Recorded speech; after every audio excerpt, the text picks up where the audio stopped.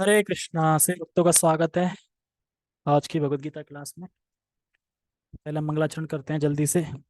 ओम अज्ञानतिमिरान्धस्य ज्ञानञ्जनाशलाकया चक्षुरुन्मीलितं येन तस्मै श्रीगुरुवे नमः। श्रीचैतन्यमनोभीष्टं स्थापितं येन भूतले स्वयं रूपः कदा मह्यं ददाति स्वपदान्तिकम्। वन्देऽहं श्रीगुरो श्रीयुतापदकमलं श्रीगुरून् वैष्णवांश श्रीरूपं साग्रजातं सहिगणरघुनाथं वितं तं सजीवं साद्वैतं सावधूतं परिजनसहितं कृष्णचैतन्यदेवम् श्री राधा कृष्ण पादान सहगण ललिता श्री विशाखात विशांचा। हे कृष्ण करुणा सिंधु दीन बंधु जगतपते गोपेश गोपिका कांता राधा कांता नमस्तते। तप्त कांचन गौरांगी राधे वृंदावनेश्वरी वृषभानुसुते देवी प्रणमामि हरि। वाञ्छाकल्पतरुभ्यश्च कृपा सिन्धुभ्यैव च पतितानां पावनेभ्यो वैष्णवेभ्यो नमो नमः। जय श्री कृष्णा चैतन्य प्रभु नित्यानंद श्री अद्वैत गदाधर श्रीवासादि गौर भक्तवृंद। हरे कृष्णा कृष्णा कृष्णा हरे हरे, हरे राम राम राम हरे हरे। रामाय रामभद्राय रामचंद्राय वेदसे रघुनाथाय नाथाय सीताय पते नमः। नमो विष्णुपादाय कृष्णपृष्ठाय भूतले श्रीमते भक्तिवेदांत स्वामिनि इति नामिने। नमस्ते सारस्वते देवे गौरवाणी प्रचारिणे निर्विशेष शून्यवादी पश्चात देशतारिणे। हरे कृष्णा। ठीक है, सबको फाइल दिख रही है? आई होप के दिख रही होगी।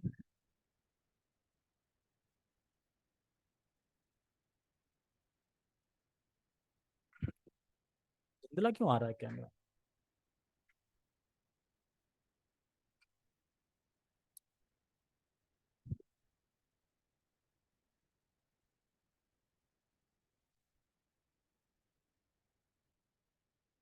ठीक है, तो हरे कृष्णा, सभी का बहुत बहुत स्वागत है। और हम भगवत गीता को फिर से स्टार्ट कर रहे हैं। और इस बार शुरू से स्टार्ट कर रहे हैं, 1.1 से स्टार्ट नहीं कर रहे हैं।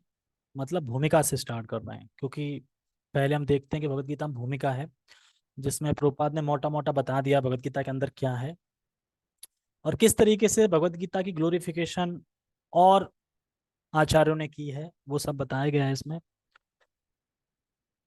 तो सबसे पहले मंगलाचरण आता है भगवत गीता में। तो मंगलाचरण स्टार्ट होता है ओम अज्ञान तिमिरादस्य से। तो हम इसी श्लोक को आज समझेंगे कि अज्ञान का मतलब क्या है, अज्ञान किसको कहा जा रहा है, किस चीज का अज्ञान है जिससे हम भगवान को भूले हुए हैं और भगवान को समझ नहीं पाते। ये अज्ञान जो सृष्टि है वो किसकी सृष्टि है, ये सब चीजें होगा। और सब लोग ध्यान से सुने तो समझ में आएगा पूरा पूरा। तो हम शुरू करते हैं। ठीक है, तो मेरे पीछे दोहरा सकते हैं सभी लोग।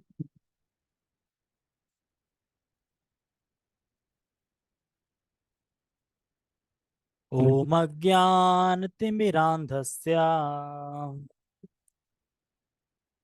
ज्ञानञ्जनाशलाकया चक्षुरुन्मीलितं येन तस्मै श्रीगुरुवे नमः।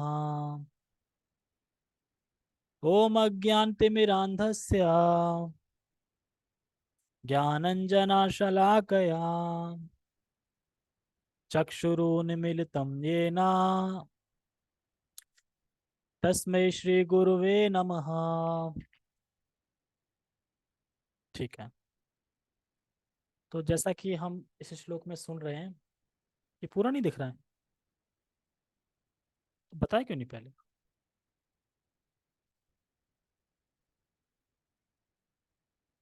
अब है, दिख रहा है ना पूरा? ठीक है, तो भूमिका में मंगलाचरण होता है और भी बातें होती हैं। और मंगलाचरण हम क्यों करते हैं पता है सबको?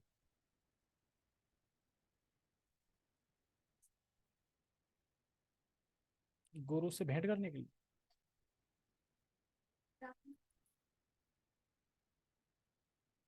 मंगलाचरण इसलिए करते हैं कि ताकि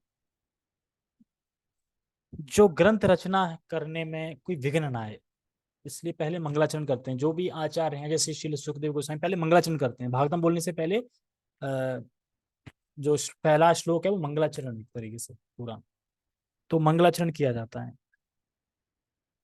और ये गुरु वैष्णव भगवान इनका स्मरण कराता है, स्मरण किया जाता है इनका, गुरु वैष्णव भगवान। और खासकर जो आज का श्लोक है ये ओम अज्ञान, ये स्मरण कराता है गुरु के प्रति, यानी गुरु को स्मरण कराता है। तो आज के श्लोक में हम समझेंगे कि अज्ञान क्या होता है। इसमें क्या है, ओम अज्ञान मतलब, अज्ञान मतलब कि इल्यूजन, मतलब कि भ्रम।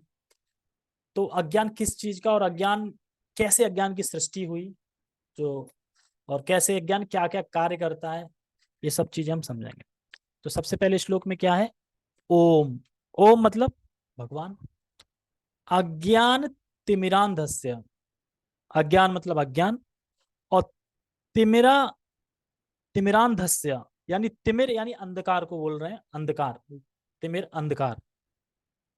तो जो अज्ञान है, जो अंधकार है, उसको क्या करते हैं गुरु, ज्ञानंजना शलाकया, ज्ञान रूपी अंजन की शलाखा से यानी मशाल से, यानी ज्ञान रूपी मशाल से, उससे अज्ञान को खत्म कर देते हैं, मेरे अज्ञान को नष्ट कर देते हैं, मतलब अज्ञान को खत्म कर देते हैं। इसीलिए कह रहे हैं ज्ञानंजना शलाकया, काट देते हैं, खत्म कर देते हैं। चक्षुरु उन्मिलितम येना, यानी मेरी चक्षुरु, चक्षुरु मतलब, चक्षु मतलब आंखें होती हैं, मेरी आंखों को खोल दिया है। अभी तो आंखें मेरी बंद थी, अब खोल दिया है, मुझे सच सच दिखाई देने लगा है। किसके द्वारा, अपने ज्ञान के अंजन के द्वारा आंखें खोल दी। चक्षुरु उन्मीलितम ये नाम, तस्मै श्री गुरुवे नमः, यानी मैं उन गुरु को सादर नमस्कार करता हूं। ठीक है, श्लोक ये है। इसका हम तात्पर्य पढ़ते हैं, वो सॉरी अनुवाद पढ़ते हैं। अनुवाद, मैं घोर अज्ञान के, मैं घोर अज्ञान के अंधकार में उत्पन्न हुआ था, और मेरे गुरु ने अपने ज्ञान रूपी प्रकाश से मेरी आंखें खोल दी। मैं उन्हें सादर नमस्कार करता हूँ। तो नीचे में यहाँ पे येलो में दिखाई दे रहा है अज्ञान की परिभाषा। तो अज्ञान की परिभाषा हम समझेंगे कि अज्ञान की परिभाषा क्या है, कि अज्ञान किस चीज का अज्ञान, मैं 10वीं पास नहीं हूं तो वो अज्ञान, मुझे नहीं आता है, या फिर कौन सा अज्ञान बोला जा रहा है यहाँ पे। तो थोड़ा प्रयास करेंगे तो हम समझ पाएंगे कि कौन सा अज्ञान यहाँ बोला जा रहा है।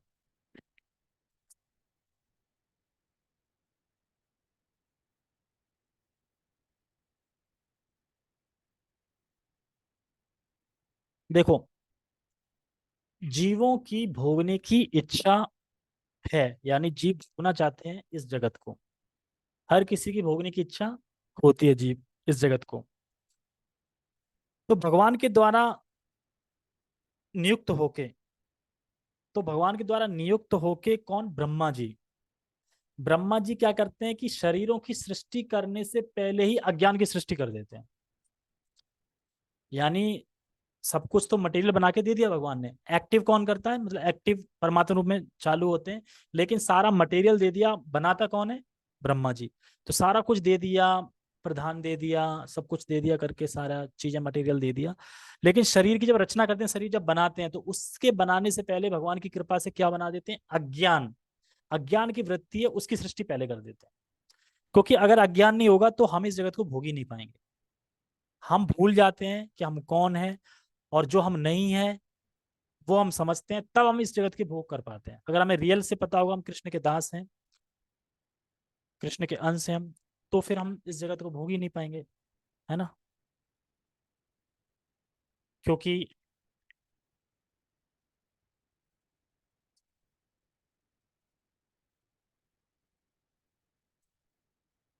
कौन कह रहा नहीं हो, स्लो, नेट थोड़ा स्लो चल रहा है, हो तो रहा है। समझ में आ रहा है, अज्ञान की सृष्टि पहले कर दी ब्रह्मा जी ने। तो एक श्रीमद् भागवतम में श्लोक आता है 3.2, 12.2 उसमें बताया है, पूरा समझाया है इसी को, अज्ञान को। तो उसी से कुछ पॉइंट है जो हम बता रहे हैं। तो जीवों के शरीर प्रदान करने से पहले 5 वृत्ति की सृष्टि की। 5 वृत्ति मतलब इस अज्ञान को 5 पॉइंटों में बांटा गया है। समझना पड़ेगा तभी समझ में आएगा। इस अज्ञान को 5 पॉइंटों में बांटा गया है। कौन कौन से हैं 5 पॉइंट? 5 पॉइंट कौन कौन से हैं, सुनो। पहले है तम। तमा। तम होता है अंधकार। कहते ना बड़ा तुम तामसिक हो, अंधकार में हो, तम। तम का मतलब होता है अंधकार। और तम क्या करता है हमारे जीवन में? तम जो है वो हमारे जीवन में करता है, इसमें मैं दिखा देता हूँ ना, तो इसमें सभी लोगों को दिखाई देगा तो सही से समझ में आएगा।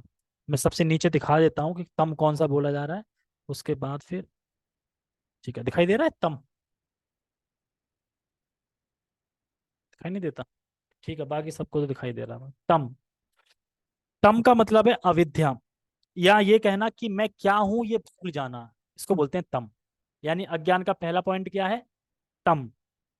यानी मैं क्या हूं ये भूल जाना, इसको बोलते हैं तम।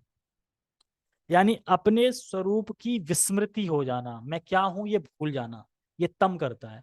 अगर जब तक हमें ये याद रहेगा कि हम कृष्ण के दास हैं, तब तक हम भोग कर पाएंगे? यहाँ पे नहीं कर पाएंगे। इसलिए पहले भुलाना पड़ता है कि जो तुम हो वो भूल जाओ, तभी तो भोग कर पाएंगे। तो ये कौन सृष्टि कर रहा है? ब्रह्मा जी सृष्टि कर रहे हैं भगवान की कृपा से, क्योंकि तभी तो हम भोग कर पाएंगे ना, क्योंकि जीवों की भोगने की इच्छा है।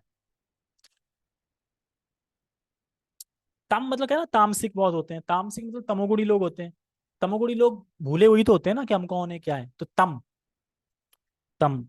दूसरा पॉइंट है तम से, अब अगर अगर हम ये हैं कि हम भूल गए कि जो हम एक्चुअल में है, रियल में वो हम भूल गए, तो फिर हम हैं कौन? तो दूसरा है मोह। क्या है? मोह। और मोह क्या कराता है?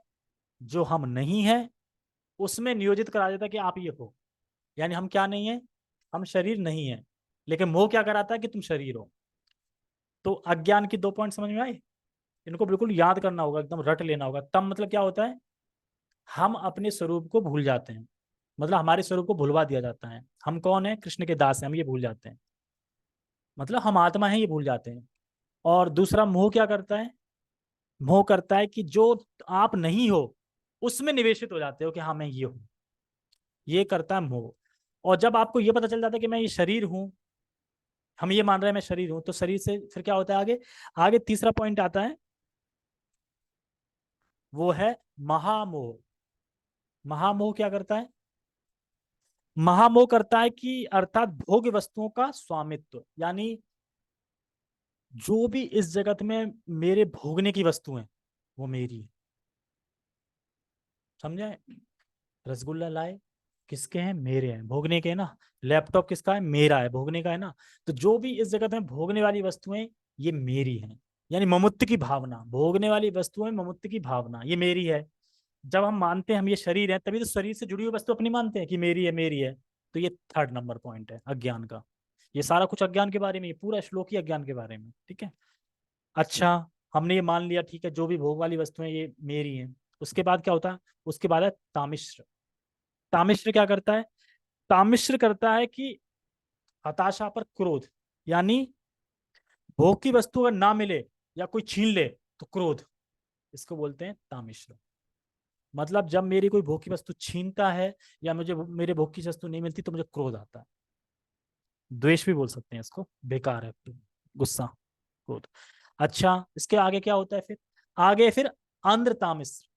अंधतामिश्र क्या करता है? अंधतामिश्र करता है मृत्यु का भय। मेरे पास मेरे बैंक में 4 लाख रुपए हैं, अगर मेरी मृत्यु होगी तो छूट जाएंगे मुझसे, यानी भय।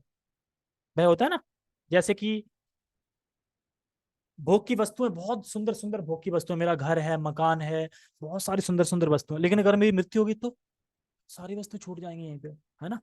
तो उसका भय, मेरी मृत्यु ना हो जाए, मेरी मृत्यु ना हो जाए, तो भय, छूटने का भय, मतलब कि कोई चीज छूट ना जाए मुझसे, उसका भय। तो ये कौन करता है? आंध्र तामिश्रम। यानी सुंदर सुंदर वस्तुएं, अगर मृत्यु हो गई तो सब वस्तु छूट जाएंगी। तो ये क्या है? भय है। जैसे कंस को भय नहीं था, अच्छा 8वां गर्भ इसे मारेगा, तुरंत मैं देवकी को ही मार देता हूँ। तो भय के कारण ही मार रहा था कि मैं मर ना जाऊं, और ये वस्तुएं। तो जबकि वासुदेव वहां पे समझाते हैं, वासुदेव सॉरी वसुदेव समझाते हैं वहां पे कि मरना तो सभी को एक दिन, कह रहे मरना तो है, लेकिन दोबारा क्या पता मुझे राजा का शरीर मिलेगा कि नहीं, क्योंकि राजा शरीर में भोग है ना बहुत, मिलेगा कि नहीं मिलेगा। तो इसलिए भय है, मर ना जाऊं मैं कहीं, यानी भय उस चीज का। तो इस प्रकार से ये अज्ञान के 5 पॉइंट हैं। इनकी सृष्टि करते हैं कौन? ब्रह्मा जी। कब? जीव के शरीर बनाने से पहले कर देते हैं, क्योंकि अगर ये 5 अज्ञान नहीं होंगे तो आप भोग नहीं कर पाओगे इस जगत में। मान लो आपको पता हो कि आप भगवान के दास हो, अपने स्वरूप में स्थित हो, आत्मा हो, तो फिर आपको ये भोग अच्छे लगेंगे? ये भोग करना अच्छे नहीं लगेंगे, भोग करोगे नहीं। तो कैसे करोगे? जब ये भूल जाओगे तब। तो भगवान पहले भुलाते हैं इस तरीके से। तो इन अज्ञान की वृत्तियों की सृष्टि ब्रह्मा जी करते हैं, ताकि हर कोई इस जगत में आके भोग कर सके। लेकिन लेके जैसे कि हम जब पैदा होते हैं तो हम अज्ञान लेके तो पैदा होते हैं, ये 5 चीजें लेके पैदा होते हैं कि नहीं होते हैं? और इन 5 चीजों को क्लेश बोला गया है। अब कोई बोले कि अरे मैं तो बहुत सुखी हूँ, बहुत अच्छे से हूँ, तो यानी वो सबसे बड़ा बेवकूफ है। क्योंकि 5 चीजें तो है ना, ये अज्ञान जो 5 बताएंगे ये तो है सबके साथ, और ये क्लेश है। तो अरे क्लेश से गुजर रहे हो आप, और बोल रहे हो मैं खुश हूँ, मैं अच्छा हूँ, मैं ये हूँ वो। इन क्लेश से निकलना है इस तरीके से। और भक्ति करते करते करते करते भक्ति करते करते क्या, ये जो आवरण है, ये आवरण हट जाते हैं, जो अज्ञान के आवरण है ये हट जाते हैं। गुरु की जो ज्ञान अंजना शलाका है, जो अपने ज्ञान की तलवार से या शलाका से इन सबको नाश कर देते हैं। तो किसी भी जीव को शरीर देने से पहले 5 प्रकार की सृष्टियां करते हैं ब्रह्मा जी। ये बाकी ये विष्णु पुराण में भी श्लोक आता है। और ये जो मैंने श्लोक बताया ना, ये जो ब्रह्मा जी का सृष्टि करते हैं, ये है श्लोक श्रीमद् भागवतम का 3रे स्कंद का 12वां नंबर अध्याय का तीसरा श्लोक, दूसरा श्लोक अभी बताया था मैंने। हाँ, दूसरा श्लोक इस प्रकार से। श्रीमद् भागवतम का 3rd कैंटो 12 अध्याय और तीसरा श्लोक, तीसरा या दूसरा श्लोक होगा, देख रहे हैं। कौन पढ़ने वाला है? कोई पढ़ने वाला तो है नहीं। हाँ।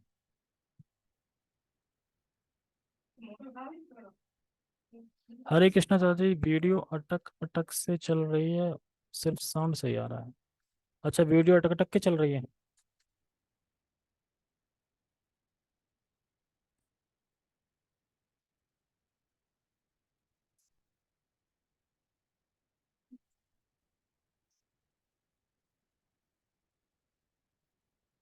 ओहो, क्या हो गया ये? आज लग रहा है कि आज मुझे लग रहा है लैपटॉप स्लो चल रहा है बहुत, इसीलिए वीडियो चिपक रही है।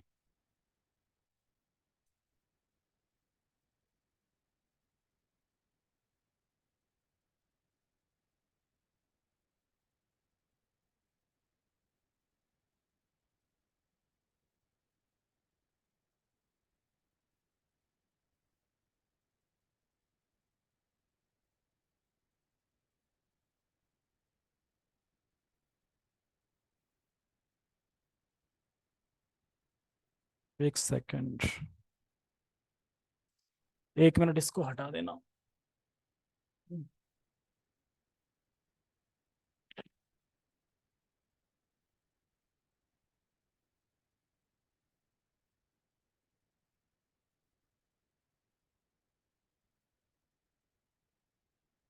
हरे कृष्णा। अ,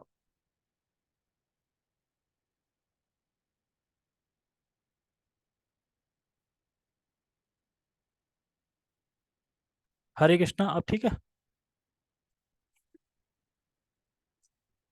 यार नेट स्लो है ना, इसलिए इससे चल नहीं पा रहा है। ठीक है, तो हम कहाँ पे थे? तो इस प्रकार से 5 प्रकार के अज्ञान की सृष्टि करते हैं। हम तात्पर्य पढ़ते हैं।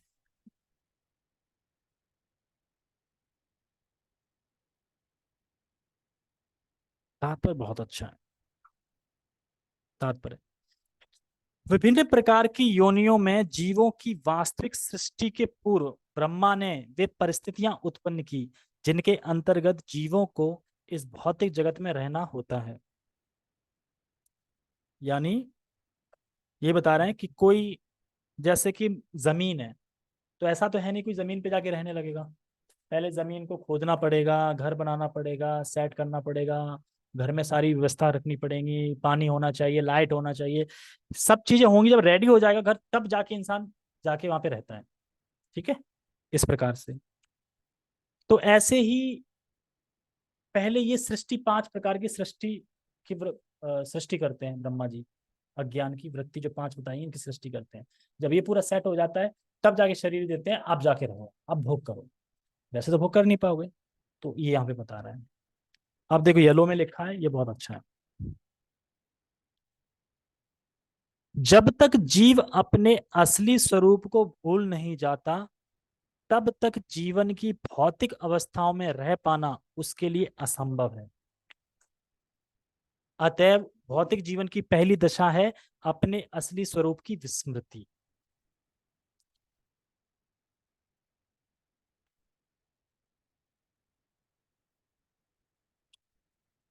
क्योंकि शुरू में बताया था ना, जीव की प्रवृत्ति है इस जगत को भोग करने की।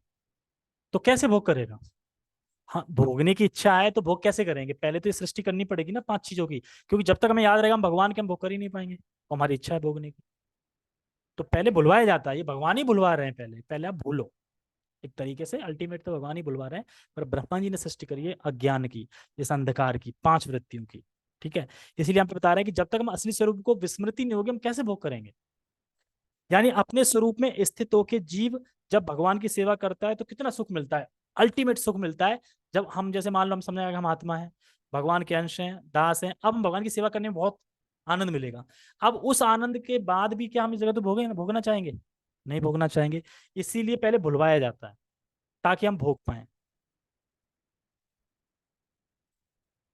इसलिए यहाँ प्रभुपाद तम का वर्णन कर रहे हैं। तम मतलब अपने स्वरूप को भूल जाना।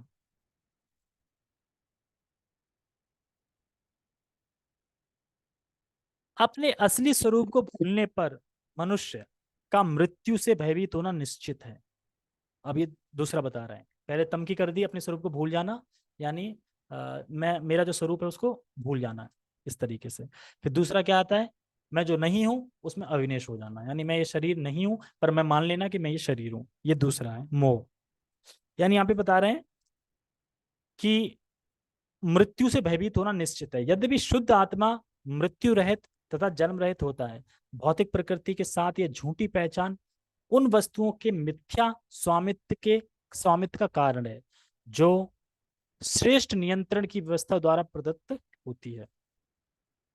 देखो, जन्म रहित होता है, आत्मा की तो कोई मृत्यु होती नहीं है, ना जन्म होता है आत्मा का, आत्मा तो शाश्वत है।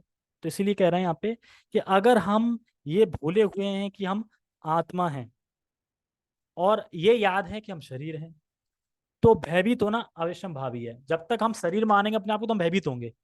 नौकरी छूट गई तो मेरी आत्मा का क्या होगा?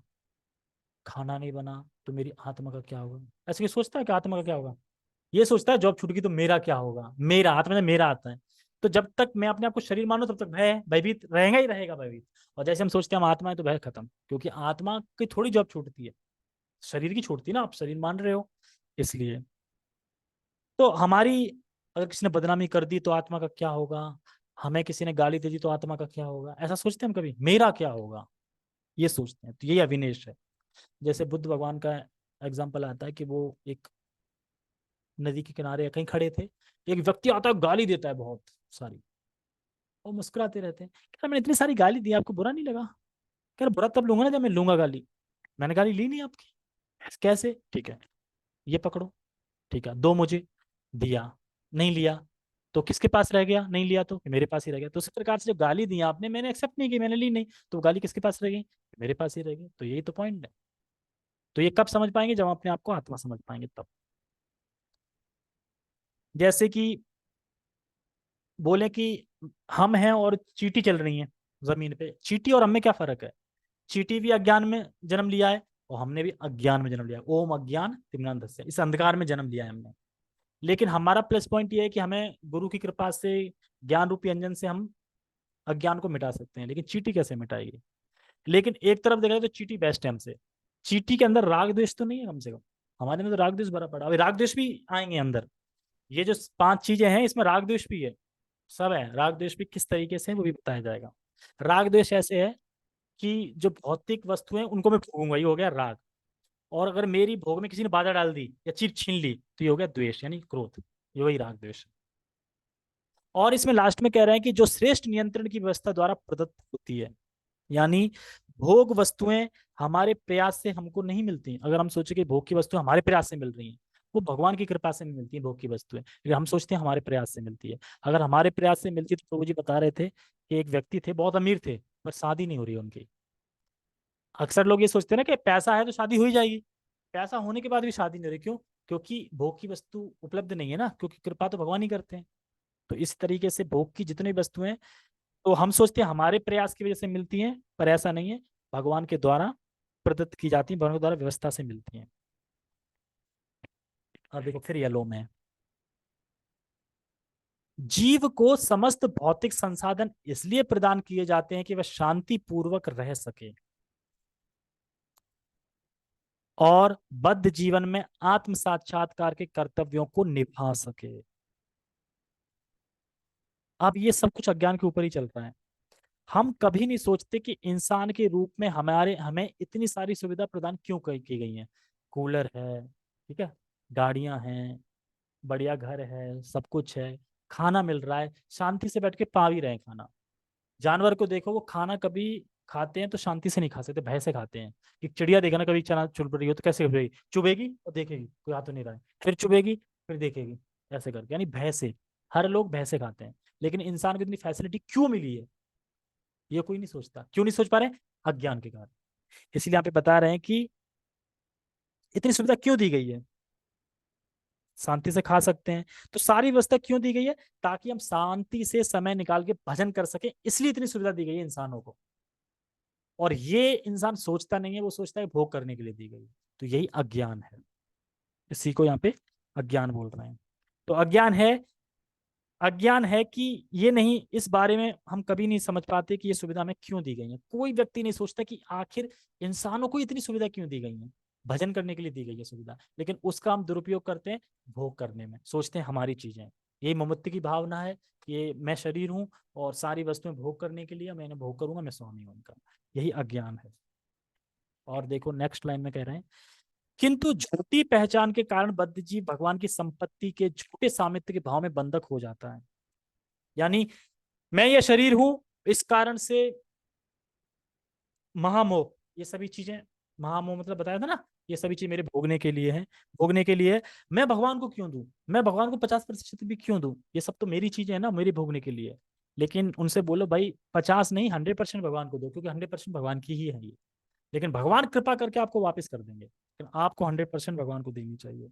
यहाँ तक कि बताते हैं कि जो अंधकार है, जो अज्ञान है, वो इतना भयानक है कि दान में मिली हुई पैसे भी, लक्ष्मी भी, भाव आ जाता है ये मेरी है, दान मिली हुई। इसीलिए दान जैसे ही मिले तुरंत भगवान की सेवा में लगा दो, जैसे ही मिले अपने पास मत रखो, अपने पास रखोगे तो ये भाव आ जाएगा मेरी है, करोगे नहीं खर्च पर भाव आ जाएगा मेरी है, इस तरीके से।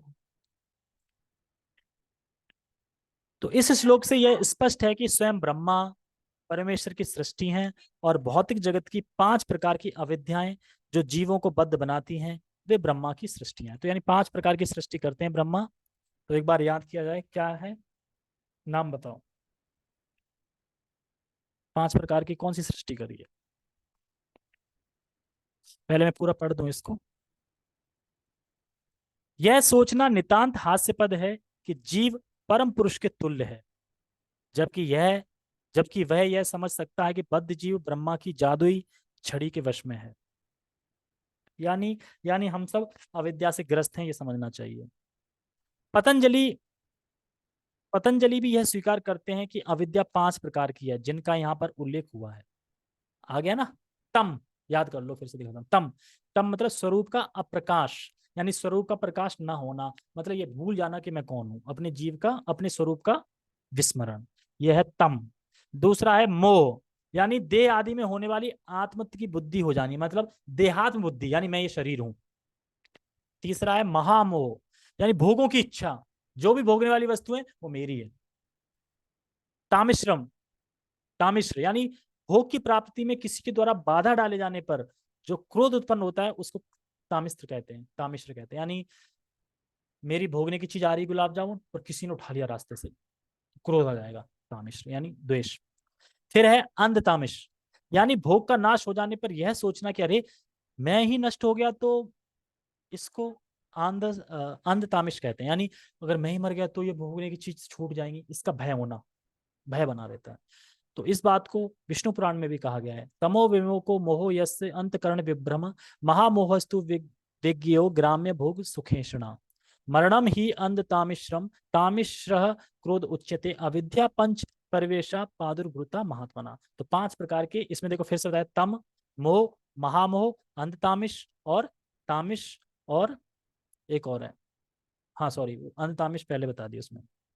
तो ये 5 प्रकार की चीजें हैं। फिर मैंने ये दिखाया था अभी सब लोगों को। अब देखो तम से अविद्या भी बोलते हैं, अविद्या ना यार, तो अविद्या है। और अविद्या का स्वरूप क्या? अप्रकाश, यानी अपने स्वरूप को भूल जाना। मोह यानी अस्मिता, यानी देहात बुद्धि, अपने आप को शरीर मान लेना।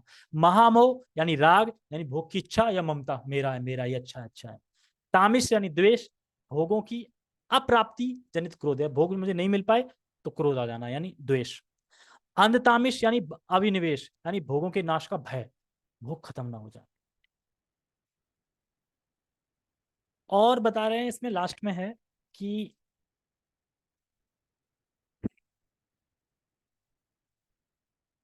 जो अविद्या है, अविद्या का फंक्शन क्या है? अविद्या का फंक्शन है, अविद्या के 2 फंक्शन है, एक है आवरणात्मिका और दूसरी है विक्षेपात्मिका, जैसा इसमें दिख रहा है। यानी अविद्या के 2 फंक्शन है, आवरणात्मिका और विक्षेपात्मिका। अविद्या आवरणात्मिका मतलब होता है तम, तम मतलब अज्ञान, यानी अपने स्वरूप को भूल जाना, ये आवरणात्मिका करती है। और विपिच्छात्मक क्या करती है? जो मैं नहीं हूं उसमें नियोजित कर देना कि तुम ये हो, आप ये हो, यानी मैं शरीर हूं, यानी उल्टा बिठा देना, अपने स्वरूप को भूल जाना पहला। और दूसरा विपिच्छात्मिका, विक्षेपात्मिका करता है अपने आप को शरीर मानना। और उसके बाद इसको मोह भी बोलते हैं। और मोह से फिर 3 चीजें निकलती हैं, राग, द्वेष और अभिनिवेश। तो राग क्या करता है? ये चीज अच्छी है, मेरे भोगने की चीज है, ये मेरे भोग में बादल डाल रहा है, ये बेकार है, द्वेष है। और अविनिवेश मतलब भय। तो ये 5 बीमारी है, इन 5 चीजों को क्लेश बोला जा रहा है। तो जो गुरु हैं, गुरु अपनी कृपा से, अपनी शलाका से इन अंधकार को, इस अज्ञान को मिटा देते हैं। इसीलिए इस श्लोक बोला जा रहा है, ओम अज्ञान तिमिरांधस्य ज्ञानंजना शलाकया चक्षुरुन्मिलितम येन तस्मै श्री गुरुवे नमः। इस पूरे मंगलाचरण में जब पढ़ते हैं ओम अज्ञान, पढ़ते चले जाते हैं, बस याद कर लिया है, ये अर्थ है इसका पूरा ओम अज्ञान का, इतना बड़ा, सिर्फ एक श्लोक का। तो 5 प्रकार के हैं, मैं कल सबसे पूछूंगा 5 प्रकार के जो सृष्टि करी ब्रह्मा जी ने, उनको नाम बताओ और क्या क्या सिम्टम है उनके। ठीक है, ओके। जगत गुरु शील प्रभुपाद की जय, श्रीमद् भगवद गीता की जय, निताय निताय गौर प्रेमानंदे, हरे कृष्णा।